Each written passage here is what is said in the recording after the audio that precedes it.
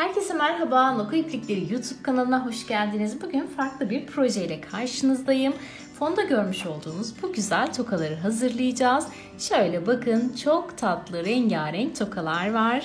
Farklı şekillerde, bakın bunlar farklı modeller. Bu şekilde üzeri işlemeli olan modelimiz var. Bu şekilde papatyalı çiçekli modellerimiz var ve gerçekten de hepsi de birbirinden güzel. Tığ işinin en sevimli hali diyebiliriz. Şöyle bakın, şahane görünüyorlar. Bu şekilde çıt çıtlı olanlardan var.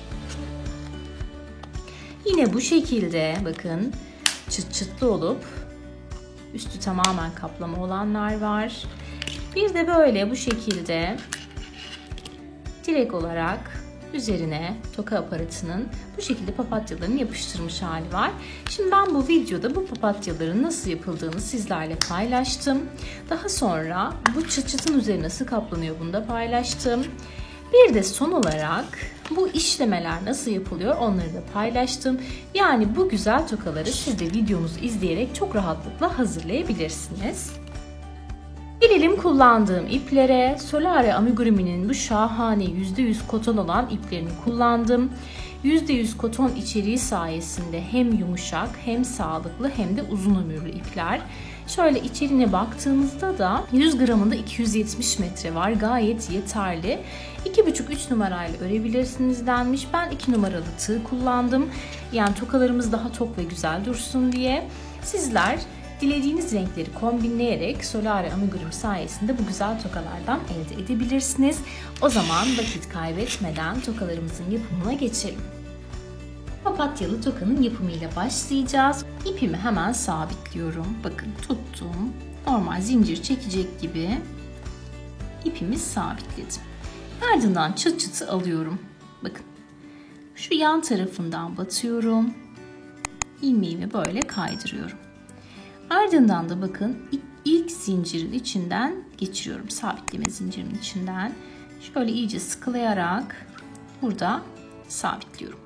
Daha sonra bakın 1, 2, 3 tane zincir çekiyorum. Şöyle karşıya geçiyorum. Çeviriyorum bakın. Karşıya geçtim. Ardından bu tarafa batıyorum. Ve bir tane sık iğne ile sabitliyorum. Daha sonra başlıyorum bu kısmı sık iğnelerle doldurmaya. Bakın bu şekilde sık iğnelerle tamamen bakın bu noktadan başladım. Bu noktaya kadar dolduruyorum.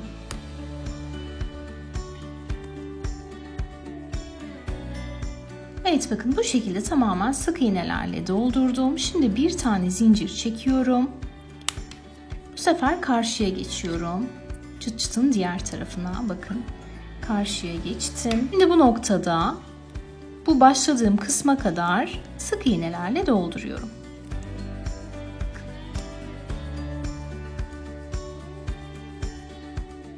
Evet bakın tamamen bu kısmında sık iğnelerle doldurdum. Çok sıkı sıkıya doldurmamıza gerek yok. Bu şekilde yeterli.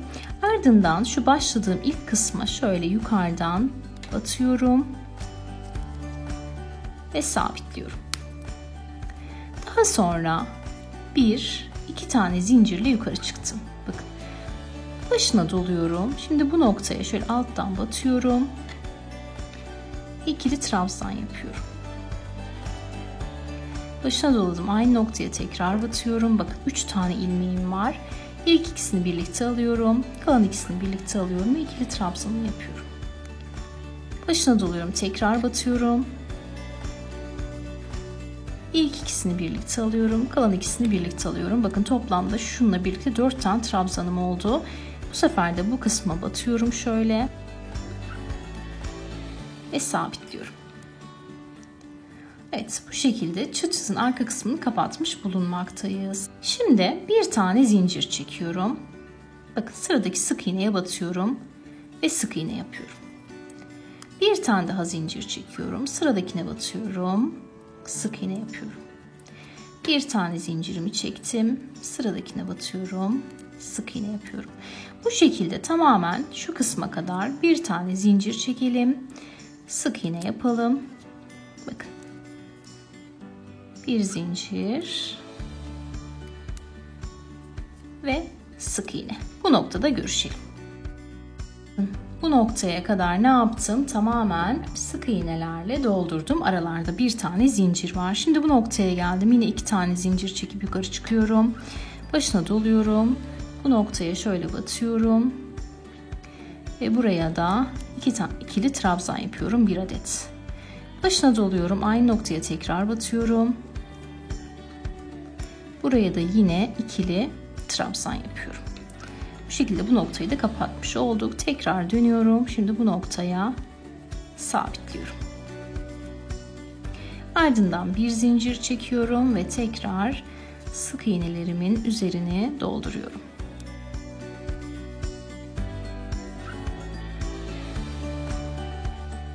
Bu şekilde bu başladığımız trabzan yaptığımız kısma kadar dolduruyorum tamamen. Evet, başladığım noktaya kadar geldim. Bakın tamamen bu şekilde üzerini doldurmuş olduk. Çok da güzel bir görünüme kavuştu. Şimdi geldim. Şu ilk başladığım, ilk trabzan yaptığım kısma batıyorum. İlmeğimi kaydırdım ve bir tane zincirle sabitledim. Evet. Bu şekilde tamamen etrafını geçmiş olduk. Çıt çıtımız hazır. Bakın. Şimdi bu noktada ipimi kesip arkada temizliyorum. Evet, bu şekilde de çıt çıtımızı kaplamış bulunmaktayız. Şimdi geçelim üzerindeki papatyanın yapımına. Papatyanın ortasıyla başlıyorum. Hemen şöyle bakın ipimi sihirli halka şekline getiriyorum. Şöyle batıyorum alttan, halkamı kapatıp sabitliyorum. Ardından bir tane zincir çekiyorum. Daha sonra bu halkamın içerisine toplamda 12 tane olacak şekilde sık iğnelerle dolduruyorum. Evet, bakın 11 tane sık iğnemi yaptım. Bu şekilde şöyle netleştirelim. Toplamda 11 tane sık iğnemi yaptım. Başlangıç sihirli halkamın ipini tutuyorum ve çekiyorum. Ardından da ilk başladığım bakın sık iğneye batıyorum ve kaydırıyorum. Evet. Bir zincir çekiyorum ve ipimi kesiyorum. Şu sihirli halkamın ortasını iyice kapatıyorum. Bunun görünmesine gerek yok. Evet, papatyamızın ortası hazır. Şimdi geçelim kenar kısımlarına. Papatyanın yapraklarıyla devam ediyoruz. Hemen ipimi sabitliyorum. Şöyle burada bakın sık iğnelerim vardı. Herhangi birine batıyorum. İlmeğimi şöyle kaydırıp sabitliyorum. Ardından da 3 tane zincirle yukarı çıkıyorum. Şimdi bu aynı noktaya üçlü trabzanlar yapacağız. Başına doluyorum. Aynı noktaya batıyorum. 1, 2, 3 seferde çıkıyorum. Doladım. Aynı noktaya tekrar battım. Yine 3 seferde çıkıyorum. Bu şekilde toplamda 4 tane trabzanım olacak şekilde dolduruyorum. 1, 2, 3. Bakın 4 tane trabzanım oldu. Kenardaki çıkış zincirimle birlikte. Şimdi 3 tane zincir çekiyorum. Aynı noktaya, trabzanları yaptığım noktaya batıyorum. Ve sabitliyorum. Daha sonra bakın bir sonraki sık iğneye batıyorum. Ve sık iğne yapıyorum. Ardından 3 tane zincirle tekrar yukarı çıkıyorum. Başına doluyorum. Bu sefer bu noktaya batıyorum ve buraya trabzanlarımı yapıyorum. İkinci trabzanım. Üçüncü trabzanım. Dördüncü trabzanım. Bakın toplamda 4 tane trabzan yapmış bulunmaktayım. Şimdi 3 tane zincir çekiyorum. Aynı noktaya batıyorum. Ve sabitliyorum. Bu şekilde ikinci yaprağımızı da bitirmiş olduk. Bir sonraki bakın sık iğneye geçiyorum. Ve sabitliyorum. Ardından tekrar 3 zincirle yukarı çıkıyorum ve burada yaptığım işlemlerin aynısını sıra sonuna kadar devam ettiriyorum. Bakın son papatyamı yaptım. Toplamda 6 tane yaprağımız olacak. 2, 4, 6. 6 tane yaprağım olduktan sonra yine 3 zincirle yukarı çıkıyorum. Ve şöyle hemen dibine batıyorum. Ve sık iğne ile sabitliyorum. Bu şekilde papatyamızı hazırlamış bulunmaktayız. Şu sihirli halkanın ipini iyice çekiyorum.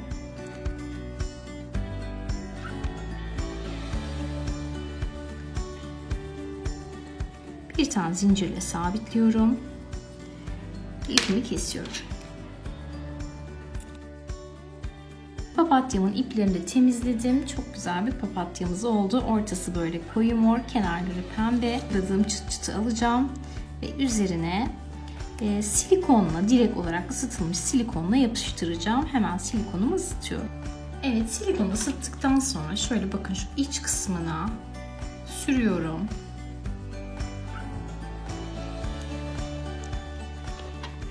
Ardından da şöyle çıt çıtlı kısmı alıp direkt olarak bastırıyorum. Ve bu şekilde de biraz bekleyeceğim. Ben birkaç dakika bekledim. Artık silikonu tamamen soğudu ve sabitlendi. Yapıştırma işlemini halletmiş olduk. Bakın bu şekilde tokamız artık kullanıma hazır. Çok tatlı, çok güzel bir tokamız oldu. Bu şekilde farklı renklerini yapabilirsiniz istediğiniz gibi. Burada bakın farklı çiçekli olanı yapmıştım. Rengarenk tokalarımız hazır. Evet, bu tokalarımızın yapımı anlaşılmıştır umarım. Şimdi gelelim bu tokaların yapımına. Bunlar da gerçekten çok sevimli, çok güzeller. Şöyle bakın, şahane. Üzerindeki işlemelerle çok güzel bir görünüme kavuştu. Şöyle içten de gösterelim. Çok güzel. Şimdi gelelim bunların yapımına. Bunları nasıl yaptım? Hemen bakalım. Zincir çekerek başlayacağım. Şöyle bakın. İpimi sabitliyorum. Ardından da zincir çekmeye başlıyorum. Bu aşamada zincirlerimi birazcık sıkı çekiyorum. Aralarda boşluk olmasın diye. Şimdi 4, 10 tane zincirimi çektim. Şöyle çıt çıtı alıyorum. Şöyle tahmini üzerine yerleştiriyorum. İkişer sırada kenarlardan geçtiğimiz zaman çıt çıtımızı kapatır. Bu şekilde ayarlıyorum. Daha sonra 10 tane zincirimi çektikten sonra ikinci zincire batıyorum. Sık iğnemi yapıyorum. Bir sonrakine batıyorum ama şöyle ilk kanadına değil. Bakın şöyle bir ilk kanadı var. Bir de tamamı var. Bakın tamamına batıyorum. Ve kaydırıyorum. Yine tamamına batıyorum. Ve sık iğnemi yapıyorum. Bakın bu şekilde yapacağız. Tamamına batacağız. İlk kanadına batarsak aralarda ayrıklık oluşur. Ve çirkin bir görüntü olur. Evet. Bu şekilde sıramı tamamlıyorum. Tamamladım. Şimdi köşe noktaya geldim ya. Köşe noktaya bir tane yaptım. Sık iğnenin yanına tekrar bir tane daha sık iğne yapıyorum. Yani bu köşelerde, dönüşlerde sık iğnelerimizi fazla yapıyoruz. Burada bir sayı yok açıkçası. Bakın bir tane yaptım, dönemedim. Yine aynı noktaya bir tane daha yapıyorum. Bakın, toplamda aynı noktaya 3 tane yapmış bulunmaktayım. Artık dönebiliyorum. Hemen bakın bu noktaya batıyorum. Şimdi karşı tarafa geçiyorum. Bu aşamada yaptığımız işlemin aynısını karşıya yapıyoruz. Şöyle batıyoruz ve bütün zincirin bu etrafını, bu tarafını bu sefer sık iğnelerle geçiyoruz. Bakın geldik yine köşe noktaya, aynı noktaya tekrar batıyorum. Bir tane daha sık iğne yapıyorum. Toplamda 2 tane oldu. Bir tane daha batıyorum ve toplamda bu noktada da 3 tane sık iğne yapmış bulunmaktayız. Şöyle hemen batıyorum. Bu noktada bir bozukluk var. Hemen şöyle kaydırıyorum. Yani bunda belli bir sayı yok. Tamamen burada işin mantığını kavramak önemli. İşin mantığını kavradığınız takdirde boyutunu istediğiniz gibi ayarlayabilirsiniz.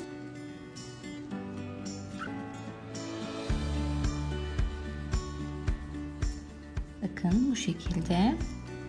Şimdi şu köşe noktaya kadar yine her birine bakın. Birer tane batarak dönüyorum. Geldim köşe noktaya. Şimdi buraya atlarsam direkt burada bir kasma oluşur. O yüzden buraya atlamıyorum. Bulunduğum noktaya da hemen çift yapıyorum. Bu köşeleri çift yaparak dönüyorum. İkincisine de yine çift yapıyorum. Bir sonrakine de yine çift yapıyorum. Evet. Bakın çift yaparak döndüm. Şimdi bir sonrakine geçiyorum tekrar. Köşe noktaya kadar bu ortalara tek batıyoruz. Sadece şu köşelerde tamamen göz kararı ayarlayarak çift batıyoruz. Köşeye kadar geldim. Şöyle duruşumuz gayet güzel. Şimdi şu noktaya hemen yine çift batıyorum. İlkimi yaptım. Aynı noktaya çift batıyorum. Bir sonrakine geliyorum. Yine çift batıyorum. Ve sonuncuya da, şu köşedeki sonuncuya da yine çift batıyorum. Evet, hepsini çift batarak tamamladım. Şimdi bu orta noktayı yine buraya kadar tek batarak geçiyorum. Geldim köşe noktaya. Bakın tam tepe noktaya. Buraya hemen çift batıyorum. Bir sonrakine de çift batıyorum. Bir sonrakine de çift batıyorum. Şöyle bakın, döndürdüğüm zaman artık ilmek ne yapıyor? Kendini kurtarıyor. O yüzden buraya tek batarak sıramı köşeye kadar tamamlıyorum. Yine hemen çift batarak dönüyorum. Tepedekilere hep çift batıyorum. Bakın. Sonuncuya da çift batayım hemen. Evet. Bakın, çift batarak döndüm. Devam ediyorum. Yine köşeye kadar şu ara noktaları tek olarak örüyorum. Geldim yine köşe noktalara. Bakın bu kısımlara çift batıyorum.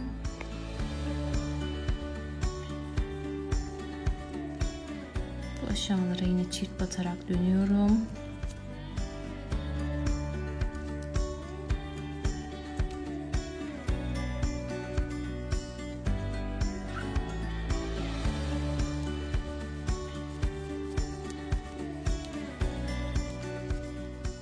Kalanlarını tek batarak devam ediyorum. Yine köşe noktaya geldim. Bu aşamada yine bakın çift batıyorum.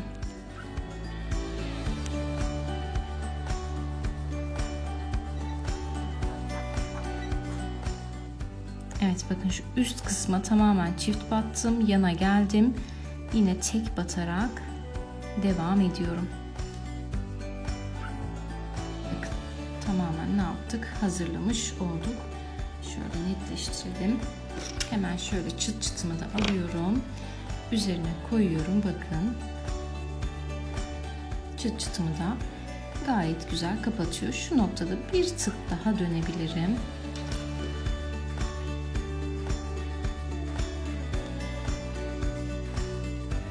Böyle döne döne yavaş yavaş. Bu sefer genişletmiyorum. Sadece biraz daha boyun uzatmak açısından tek batıyorum.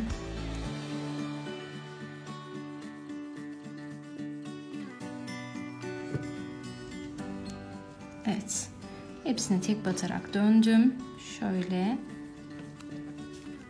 çıt çıtımı koyuyorum altına. Bakın şimdi çıt çıt tam olarak rahat bir şekilde içine yerleşiyor.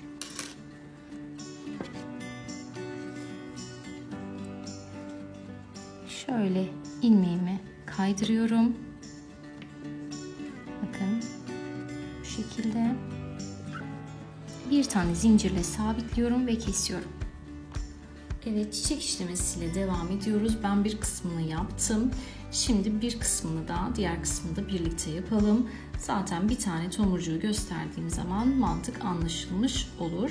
Şöyle bakın, köşeden herhangi bir noktadan batıyorum. Yani neresine yapmak istiyorsak tomurcuğumuzu o noktaya batıyoruz. Ardından şöyle bakın, yüzeyinden batıyorum. İyice şöyle uca getiriyorum, neredeyse çıkacak kadar. Şu tekli olan ipimi sarıyorum. Çok sıkı sarmayın, çok gevşek de olmasın. 4, 5, 6, 7, 8. 8 kez sardım. Şöyle tutuyorum bu noktayı ve çekiyorum. İyice şöyle sıkılıyorum ve tomurcuğumun ortasını şöyle sabitliyorum. Evet. ilk ortanın sabitlemesini yapmış bulunmaktayız. Şimdi aynı noktaya batıyorum. Şöyle bakın. Fark etmez, direkt dibine diyelim, daha doğrusu daha net anlaşılsın. Yine şöyle yüzeyinden hafif bir krem ipimi kaldırıyorum. İyice şunu gönderiyorum ve sarıyorum yine. 8 kez sardım.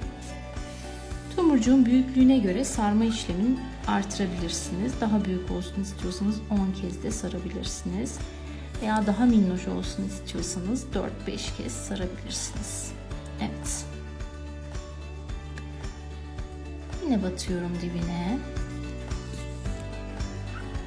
Ve yine şöyle minik bir krem ipten kaldırıp tamamen sarıyorum. 8 kez sardım. Şöyle tomurcuğumun etrafından gezdirip dibine batıyorum.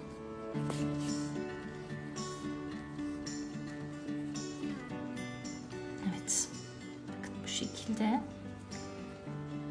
Tekrar bulunduğum noktadan batıyorum. Yine şöyle minik bir beyaz ipten kaldırıyorum. Tamamen batmayın. Kesinlikle çıkaramazsınız iğneyi. Şöyle iyice gönderdim. Sarıyorum. 8 kez sardım. Ve bakın etrafı dolayarak sabitliyorum.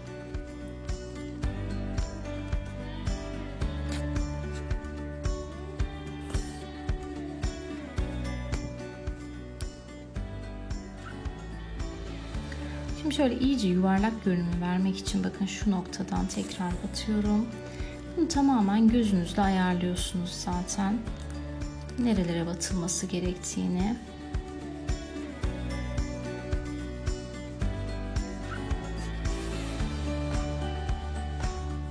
Battım ve bakın yine dibine sabitledim. Evet, bu şekilde gülümüzü hazırlamış olduk. Şimdi bu kısma 3 tane yapmıştım.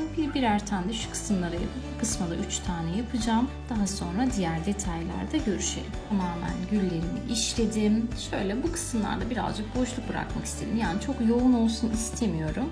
Şimdi şöyle aralardan minik minik yapraklar yapacağım. Şöyle bakın, hemen şuradan başlayalım. Alttan batıyorum. Yeşil ipimi aldım. Şöyle bir tane sık iğne boyu atlayıp batıyorum. Direkt böyle bir çapraz görüntü yapıyorum. Ardından çaprazından batıyorum. Bakın. Yine şöyle minik bir geçiş yapıyorum. Evet, yaprak işlemlerimi yaptım. Şimdi ben şu aralara minik minik yeşil ve beyaz boncuklar işlemek istiyorum, eklemek istiyorum. Şöyle bakın, ince dikiş ipimi taktım. Kalın iple kesinlikle bunu geçiremezsiniz. Bir de boncuğunuzun geçeceği böyle ince bir iğne lazım. Şöyle batıyorum alttan boncuğumu işlemek istediğim kısma. Ardından da işlemek istediğim boncuğu alıyorum. Geçiriyorum. Bakın. Ve sabitliyorum. Evet. İlkini yapmış olduğum mesafe bırakıp bu tarafa geçiyorum. Buraya da mesela beyaz işlemek istiyorum. Beyaz boncuğumu alıyorum. Ve bunu da ortaya sabitliyorum.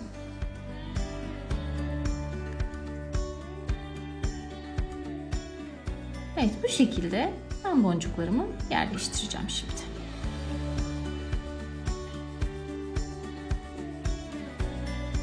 Evet, işlemimiz bitti. Şimdi arka detayına şöyle bir keçe geçeceğim. Şu öndeki tamamen bu oluşan işleme iplerini falan gizlemek, daha sabit ve güzel durması açısından. Bakın burada da yaptım aynı işlemi. Buradaki gibi buna da aynı işlemi yapacağız. Şöyle bakın, keçemi ayarlıyorum. Kenarlardan şöyle kesiyorum. Şimdi şu kestiğim keçeye şöyle minik bir delik açacağım. Oradan şu çıt çıtımı geçireceğim. Bu şekilde. Bu altta kalacak. Şu kısmı böyle dikeceğiz. İpimi şöyle sabitliyorum. Şu kenardaki bakın görünen kısımların kenarından böyle dikmeye başlıyorum. Alttaki keçeyle birlikte bakın bu şekilde dikiyorum. Bu dikiş çok önemli. Sağlam dursun, güzel dursun. Bu şekilde bakın. Güzelce dikiyorum bu kenarlarından. Şu ip fazlalıkları falan görünmesin. Bunları mümkünse içe tamamen gönderiyorum. Bakın bu şekilde. Önce bir sıra sabitleyip dikeceğim. Ardından bir sıra daha geçeceğim. Tamamen böyle kenarları sağlam olsun diye.